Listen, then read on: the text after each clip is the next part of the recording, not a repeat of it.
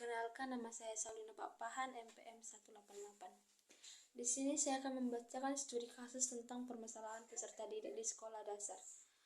Sebelum memahami studi kasus tentang permasalahan yang dihadapi peserta didik di sekolah dasar, ada pun 5 pengertian dari 5 langkah utama layanan bimbingan konseling. Yang pertama itu identifikasi kasus. Identifikasi kasus adalah langkah utama untuk mengamati gejala awal dengan melakukan pengamatan. Yang kedua itu diagnosa kasus. Diagnosa kasus adalah langkah untuk menetapkan masalah apa yang dialami siswa berdasarkan latar belakang siswa tersebut dan gejala awal yang telah diamati. Yang ketiga itu prognosa kasus. Penetapan bantuan setelah diketahuinya masalah apa yang dihadapi oleh siswa. Yang keempat itu terapeutik kasus. Pada proses terapeutik kasus adalah proses bantuan atau suatu langkah untuk mengimplementasikan dari suatu studi kasus yang dimiliki siswa. Yang terakhir itu evaluasi dan tindak lanjut. Evaluasi ialah suatu penilaian atau memberikan bantuan kepada peserta didik. Sedangkan tindak lanjut ialah untuk memperkuat perencanaan yang seperti apa yang dihadapi oleh siswa tersebut. Baik, di sini saya mengambil contoh studi kasus. Siswa sering membolos di sekolah dan tidak suka belajar. Subjek kasus yaitu siswa yang bernama Togos berumur 11 tahun. Ini merupakan siswa kelas 6 SD yang lahir di Ponorogo pada tanggal 4 Oktober 2013. Berasal dari keluarga dengan ekonomi menengah ke bawah. Bapak dari siswa yang berinisial Togos ini merupakan pekerjaan bangunan dan ibunya merupakan ibu rumah tangga. Siswa yang berinisial T ini merupakan anak dari tiga bersaudara. Kakak pertamanya sudah bekerja dan hanya lulusan SMP, sedangkan adiknya masih TK. Bapak dan ibu dari siswa yang berinisial T ini juga tidak mengenyam pendidikan sampai selesai. Ibu dari T bahkan hanya lulusan SD. Permasalahan dalam siswa yang berinisial T ini adalah sering membolos di sekolah sampai berhari-hari dan hanya berdiam di rumah saja. Bahkan siswa yang berinisial T ini ada keinginan untuk putus sekolah. Ia merasa bahwa ia tidak dapat mengikuti pelajaran dan tidak suka belajar. Tapi dia lebih menyukai bermain atau berdiam diri di rumah dan menonton televisi. Identifikasi kasus yang pertama itu berdasarkan masalah yang telah dijabarkan di atas, bahwa siswa yang berinisial T ini tidak suka belajar dan sering membolos sekolah. Dapat diidentifikasi bahwa ketika si T tidak ingin bersekolah dan belajar di kelas, ada hal atau faktor yang mendukung siswa yang berinisial T untuk membolos dan tidak bersekolah. Faktor pemicu yang menyebabkan siswa berinisial T enggan bersekolah dapat diakibatkan oleh lingkungan sekitar sekolah, pergaulan dalam lingkup sekolah yang mencakup teman-teman, suasana lingkungan sekolah termasuk guru dan warga sekolah, atau faktor penghambat dari diri siswa sendiri. Penyebab karena malas atau faktor dari keluarga yang terkesan tidak tegas akan pendidikan anak, atau faktor lain seperti pergaulan si T di luar lingkungan sekolah. Yang kedua itu diagnosa kasus. Diagnosa kasus adalah langkah untuk mencari faktor-faktor yang menjadi penyebab dari masalah yang sedang dihadapi oleh subjek kasus. Berdasarkan hasil pengamatan dan observasi, maka dapat disimpulkan bahwa yang menjadi penyebab siswa yang berinisial T ini sedang membolos dan tidak mau belajar di sekolah.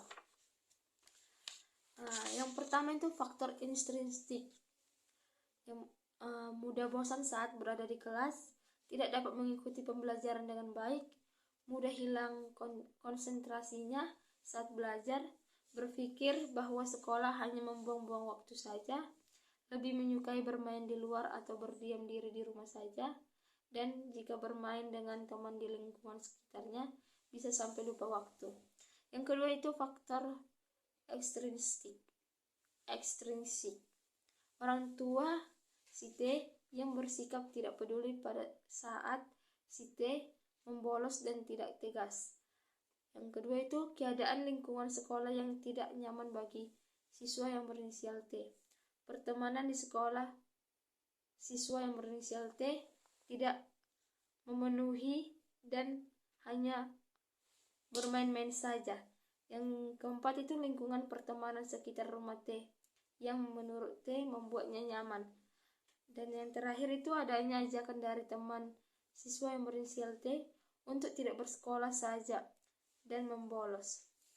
Yang ketiga itu prognosa kasus. Memprediksi kemungkinan-kemungkinan yang akan terjadi apabila permasalahan yang dihadapi siswa tidak segera mendapat bantuan seperti ketinggalan pelajaran di sekolah, bisa tidak lulus ujian dan naik kelas, prestasi belajar semakin menurun, T bisa putus sekolah karena enggan menyelesaikan pendidikannya. Yang keempat itu terapeutik kasus.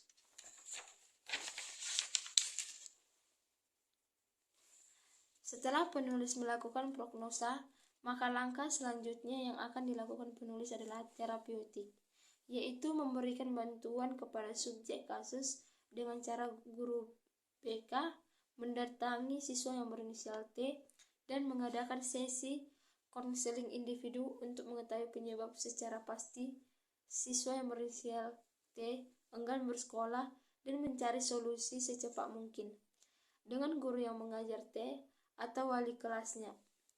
Apabila permasalahan sudah semakin rumit, seperti T yang terus membolos dan pendekatan kepada T, yakni guru BK yang dapat bekerja sama dengan wali kelas ataupun guru kesiswaan untuk berbicara dengan orang tua dari T agar T mau bersekolah lagi dan tidak membolos lagi.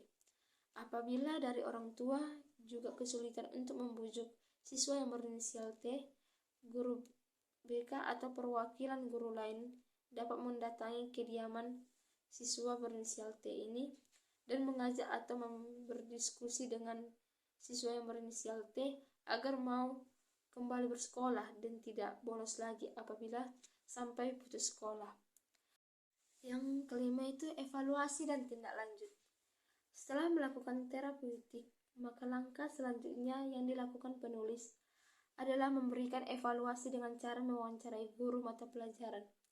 Berdasarkan wawancara guru mata pelajaran, mengatakan bahwa siswa yang berinisial T mulai ada perubahan yang dulunya ia sering bolos dari sekolah, menjadi lebih rajin dan mendengarkan nasihat dari guru tersebut.